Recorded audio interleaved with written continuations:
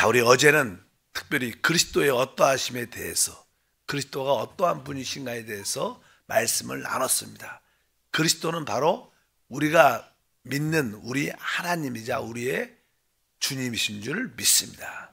이제 그분이 죽음과 부활을 통하여 우리 안에 영접 오셨기 때문에 우리는 우리 안에 오신 그분을 우리의 속 생명으로 체험을 해야 됩니다. 어떤 교리적으로 그 하나님을 아는 게 아니라 바로 그분을 나의 생명으로 체험하는 나의 그것이 아주 신앙생활의 교회생활의 핵심입니다. 사실 세상에 있는 모든 이 종교들은 객관적이죠. 객관적. 그냥 하나님에 대해서 정확하지 않습니다.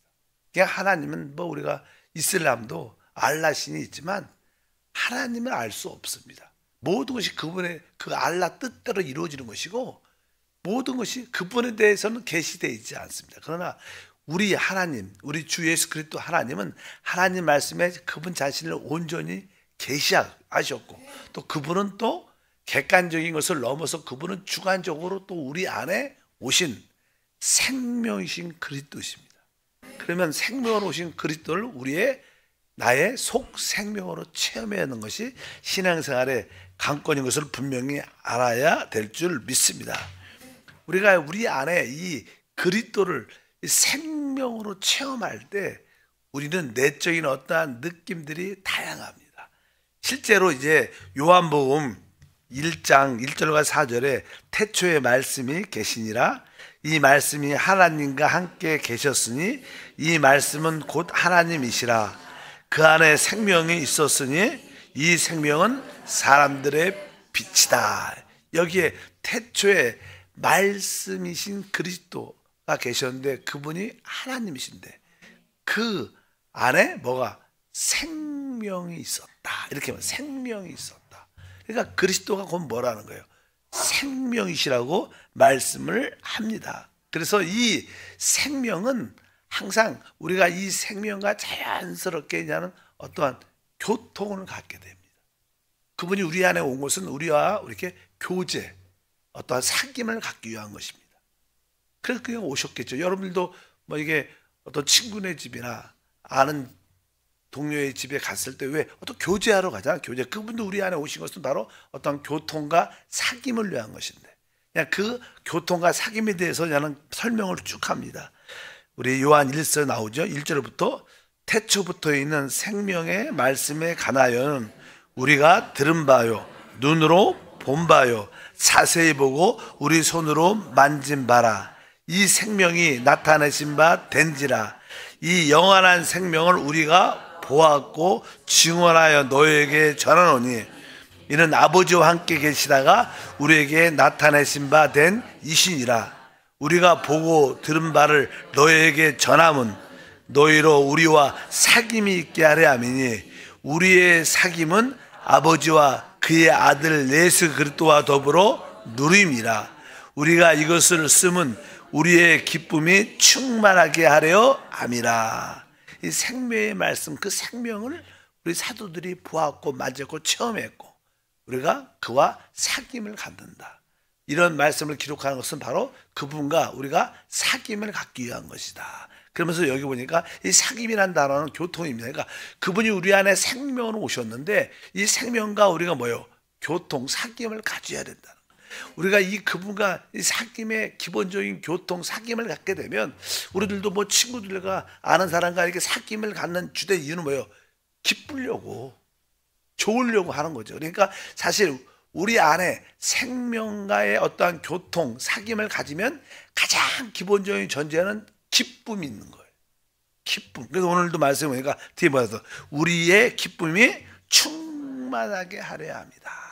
그래서 우리 안에 영접된 생명이신 그리스도와 기본적으로 교통을 해야 되는데 사귐, 뭐 우리가 쉬운 말로 우리는 기도한다 표현하죠. 또 그분을 찬양한다. 이렇게 그분을 묵상한다 이런 표현도 하지만 일단 우리가 그분과 교통은 모든 것을 포함하고 있으니까 그러면 우리는 우리 안에 기쁨을 갖게 됩니다. 또 우리가 자연스럽게 이 그분과 사귐을 갖게 되면 기쁨을 넘어서 그분은 이 빛이 아까 그 생명 안에 뭐가 있었어요? 빛이 있었다. 빛에 대한 체험을 갖게 돼요. 그래서 5절부터 읽어보니까 우리가 그에게 듣고 너에게 전한 소식은 이것이니 곧 하나님은 빛이시라. 그에게는 어둠이 조금도 없으시다는 것이니라. 만일 우리가 하나님과 사귐이 있다 하고 어둠에 행하면 거짓말을 하고 진리를 행하지 아니함이거니와 그가 빛 가운데 계신 것 같이 우리도 빛 가운데 행하면 우리가 서로 사귐이 있고 그 아들 예수의 피가 우리를 모든 죄에서 깨끗하게 하실 것이요. 그러니까 아까 이 생명은 교통과 관련되어 있고 교통은 기쁨과 또 한편적으로 빛과 관련되어 있다는 거예요. 그래서 항상 우리가 이 생명의 교통을 가질 때 우리는 빛을 얻게 되고 빛 하나 있게 돼서 우리의 모든 것을 볼 수 있고 더러움을 이렇게 자백할 수 있는 그런 은혜가 함께 하시고, 근데 우리 안에 있는 이 생명은 사실 또 다른 의미로서 이 생명은 아까 빛과도 관련되어 있지만 이 생명은 사실 성령 자신입니다. 성령 자신. 그래서 우리가 로마서 8장 2절에 이는 그리스도 예수 안에 있는 생명의 성령의 법 이렇게 말합니다. 그러니까 여기에 생명의 뭐라 그래요? 성령의 법. 사실 우리 안에 영접된 예수 그리스도는 사실 생명의 성령의 법으로 우리 안에 오신 거예요. 그래서 그분이 역사할 때는 우리가 로마서 8장에서 공부한 것처럼 항상 무엇으로? 법으로 역사합니다. 생명의 성령. 그러니까 우리가 합당한 어떠한 위치에 합당한 영적인 상태에 있으면 항상 역사한다는 거예요. 뭐 우리가 막 기도를 많이 해서 그분이 역사한다는 그런 개념이 아니라 우리가 영적으로 사실은 기도를 많이 하면 우리가 올바른 영적인 상태에 있게 되죠. 그러면 당연하게 그분이 법으로 역사한, 우리가 보통 이 자동문 같은 데들 이야기 많이 하죠. 자동문은 뭐 자동문, 자동법이 있어요. 그래서 어떤 물체가 그 앞에 딱 쓰면 항상 어떻게 해요? 열려야 되는 거예요. 그게 법이죠, 법. 그러나 그 위치에 있지 않으면 열리지 않는 것처럼 항상 올바른 상태의 위치에 있으면 항상 법이 역사하는 것처럼 바로 이 성령은 바로 우리 안에 법으로 역사합니다. 우리가 합당한 생명을 따라 사는데 바로 여기 보니까 그분은 법이고 생명의 성령이랍니다. 그러니까 생명 자체가 성령이구나. 이것을 우리가 또 분명히 알아야 될 줄 믿습니다. 그래서 요한복음 6장 64절도 같은 말이죠. 살리는 것은 영이니 육은 무익하니라. 내가 너에게 이른 말은 영이요 생명이다. 이 영, 바로 하나님의 영, 성령이 곧 뭐예요? 생명이다. 그러니까 우리 안에 이 생명의 교통은 곧 뭐예요? 이 성령과 관련된. 우리가 늘 말하는 내 성령 충만해야겠다. 이거 의미는 뭐예요? 이 생명의 체험으로부터 오는 겁니다. 그래서 이렇게 말씀을 하고 있고 결국 우리가 이 생명은 우리에게 내적인 아까 기쁨도 있지만 평강도 함께하는 거예요. 로마서 8장 6절에 어제 했죠? 육신의 생각은 사망이요 영의 생각은 생명과 평안하니라. 내가 여기 생명이라는 단어가 나오고 이 생명의 느낌 중에 하나는 뭐예요? 우리 내적으로 평안한 거예요. 그러니까 우리가 이 생명이신 그리스도와 관련된 몇 가지 단어들, 아까 사귐, 교통을 가져야 되고 그러면 기쁨이 관련돼 있고 사실 이 생명은 성령과 관련돼 있고 빛과 관련돼 있고 이것은 우리의 평화가 관련돼 있는 것들입니다. 그러면 이런 것이 이 생명과 관련된 이러한 요소들이 있구나. 그러면 이제 어떻게 우리가 우리 안에 생명으로 오신 그리스도를 체험할 수 있는가? 어떻게 그분을 체험해야 되는가? 어떻게 그리스도를 우리 안에서 살 수 있는가? 그러려면 아까 여기에 나온 것처럼 기본적인 두 가지 전제가 여러분에게 있어야 됩니다. 기본적인 첫 번째 전제는 무엇이냐? 여러분들이 하나님은 우리가 영접된 이 생명으로 살기를 원하는구나.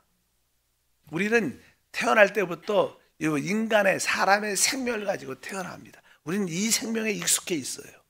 근데 하나님이 다시 우리를 성령으로 거듭나서 우리에게 거듭난 영 안에 하나님이 생명을 주셨기 때문에 이제 우리는 가장 뛰어난 생명으로 하나님이 살기를 원하시는구나.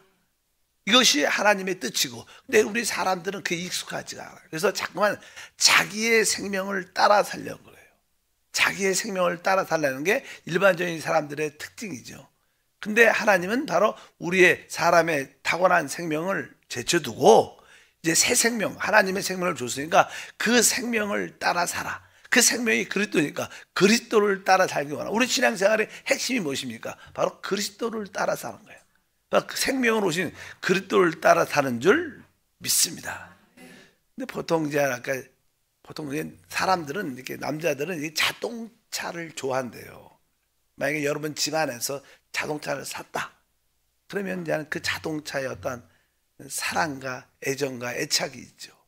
그래서 그냥 그 자동차를 관리도 잘하고 이렇게 하다 보면 시간이 지나면 자동차가 어떻게 되냐, 낡아요, 낡아. 낡아지면 이제는 사람들이 그 내가 첫사랑도 있고 그러니까 그것을 잘 이렇게 수리도 하고 또 부품도 교체도 하고 바뀌고 어떤 분들은 이제는 도색도 해요. 아주 깨끗이 잘 쓰려고. 근데 보통 우리 사람들이 그런 마음이 있습니다. 자기가 자기의 생명을, 옛 생명을 자기의 자동차처럼 자꾸만 고쳐서 쓰려고 그래요. 근데 하나님은 그 차를, 낡은 차가 가망성이 아예 없기 때문에 폐차시키기를 원하시는데 계속 고치고 수리하고 부품을 갈고 도색하고 돈이 더 들어. 그래갖고 어떻게 보면 하나님은 이 낡은 차를 사기를 원치 타기 않죠. 하나님은 우리에게 새 차보다 비행기를 타기를 원하죠. 비행기. 근데 자꾸 우리는 차를 고쳐 쓰려고. 그러니까 우리는 우리 자신을 자꾸 고치고 개선해서 쓰려는 마음을 가지면 안 되는 거예요. 하나님은 우리가 그냥 예수의 비행기를 샥 타고 가기를 원하는 건데, 그러니까 내 안에 계신 생명이신 그리스도가 비행기구나. 낡은 차 끌고 다니지 말고 힘들게 내가 비행기를 타고 가야겠다, 이런 생각을, 하나님의 뜻은 이렇게 쉽게 표현하면 그런 뜻입니다. 그래서 자꾸만 여러분 낡은 차를 고집하지 마라. 나는 이렇게 태어났어, 어쩔 수 없어, 뭐 어쩔 수 없어. 그리고 다시 태어났잖아 우리요. 그러니까 옛날 얘기하지. 자꾸만 나의 성격, 기질, 안 좋은 연약함, 이런 거 자꾸만 얘기하지 말고, 그것은 이미 끝난 겁니다. 그냥 나는 오직 관심이 내가 아니라 뭐예요? 영 안에 계신 주님, 그분의 생명을 관심을 가지면 우리는 그러한 삶을 살게 될 줄 믿습니다. 그래서 가장 기본적으로 우리가 이제 그리스도를 생명으로 살려면 여러분들은 우리 이 그리스도가 바로 성령이심을 알아야 돼요. 성령이심. 우리가 나는 뭐 아버지 하나님, 아들 하나님, 성령 삼일체 하나님을 알고 있지만, 우리가 믿는 우리 주 예수 그리스도가 죽음과 부활을 통하여 지금 뭐예요? 영이십니다. 우리가 성경에 말씀하죠. 고린도후서 3장 17절, 주는 영이시다 그래요. 영. 여기서 주가 돼요. 우리 주 예수 그리스도시죠. 우리 위해서 죽으시고 부활하신 우리 주님이 뭐예요? 지금 뭐예요? 영이라는 거예요. 뒤에 써있죠. 고린도전서 15장 45절에 기록된 바 첫사람 아담은 생명이 되었다는 것 같이 마지막 아담은 살려주는 영, 생명 주는 영이시다. 우리 그리스도가 지금 성령이시구나. 그래야 그분이 우리 안에 올 수 있죠. 기본적으로 우리 주님은 지금 영이시다, 성령이시다. 이것을 여러분들이 분명히 알아야 됩니다.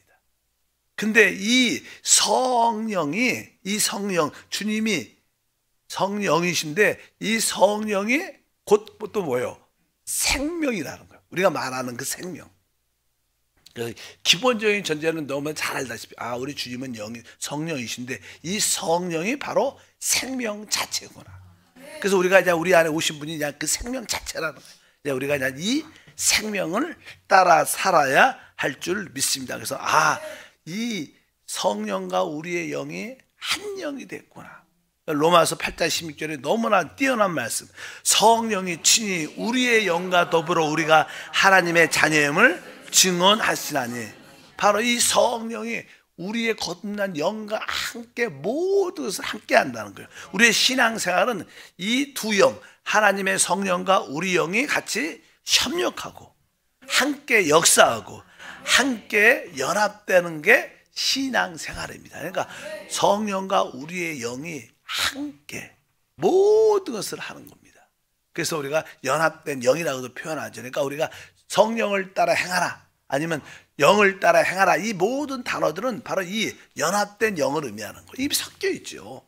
이미 우리 안에, 우리 거듭난 영 안에 성령이 들어왔으니까 그것이 이미 섞여 있기 때문에 연합된 영, 한 영이라고 말하죠. 그래서 우리가 고린도후서 6장 17절에 주와 합한 자는 뭐예요? 한 영이다.